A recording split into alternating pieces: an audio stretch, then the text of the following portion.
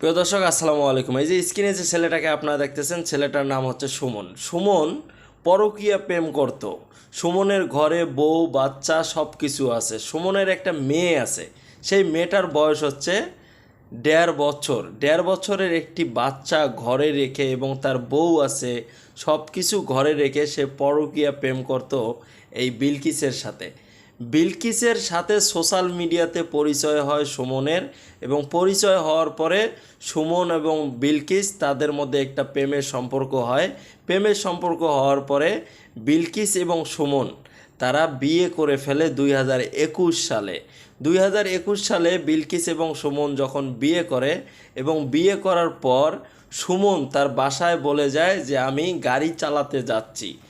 বাসায় এই কথা বলে সে তার দ্বিতীয় স্ত্রীর কাছে যেত রাত্রে এবং তার সাথে গিয়ে থাকতো। এদিকে যে সুমন দ্বিতীয় বিয়ে করেছে, সুমনের প্রথম স্ত্রী এবং সুমনের যে একটা মেয়ে আছে 1.5 বছরের, কেউ কিন্তু এই বিষয়টা জানে না। এবং সুমনের যে মা আছে সেও কিন্তু এই বিষয়টা জানে না। কিন্তু কেউই জানে না যে সুমন দ্বিতীয় বিয়ে করেছে বিলকিসকে, যে বিলকিসকে আপনারা বর্তমান স্ক্রিনে দেখতেছেন। বিলকিস একটি কারখানায় কাজ করত এবং পাশাপাশি সে বাসায় গিয়ে একটু রান্নাবান্না করে তাড়াতাড়ি খেয়ে দিয়ে ঘুমোয় যেত। কিন্তু বিলকিসের বাসায় তার স্বামী যেত, তার প্রথম স্ত্রীকে বলে যেত যে আমি গাড়ি চালাতে যাচ্ছি, আমি আজকে বাসায় ফিরবো না। সুমন তার প্রথম স্ত্রীকে এই কথা বলে বাসা থেকে বেরিয়ে যাইত, এবং যাওয়ার পরে সে চলে যেত তার দ্বিতীয় স্ত্রীর কাছে, যে বিলকিসকে আপনারা দেখতেছেন, এই বিলকিসের কাছে চলে যেত।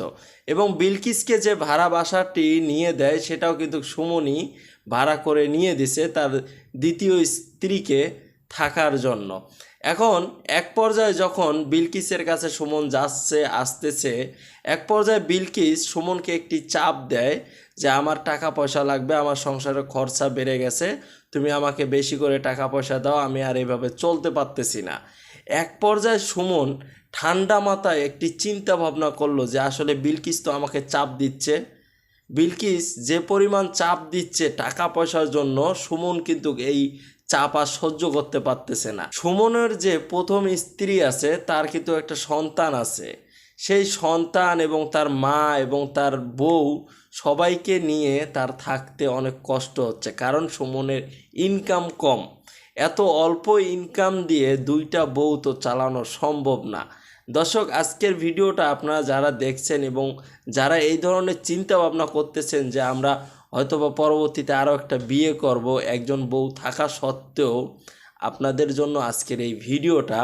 দেখুন, বিলকিস তার স্বামীকে টাকা পয়সার জন্য কিন্তু চাপ দিচ্ছিল, কিন্তু তার স্বামী সামান্য কিছু টাকা পয়সা উপার্জন করে একটি গাড়ি চালিয়ে। যে পরিমাণ টাকা পয়সা ইনকাম করে সুমন, এই পরিমাণ টাকা পয়সা দিয়ে দুইটা সংসার চালানো সম্ভব না ভাই, ঠিক আছে?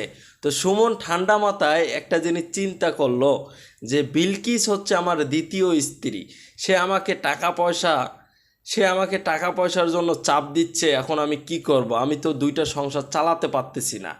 এক পর্যায়ে সুমন এমন ঠান্ডা মাথায় চিন্তা করলো, এবং বিলকিসকে নিয়ে কিন্তু সুমন মাঝে মাঝে ঘুরতে যেত, এবং বিলকিস এবং সুমন তারা দুজনেই মাঝে মাঝে ঘুরতে যেত, এবং ঘুরতে যাওয়ার কথা বলে বিলকিসকে একটি নির্জন জায়গায় নিয়ে যায়।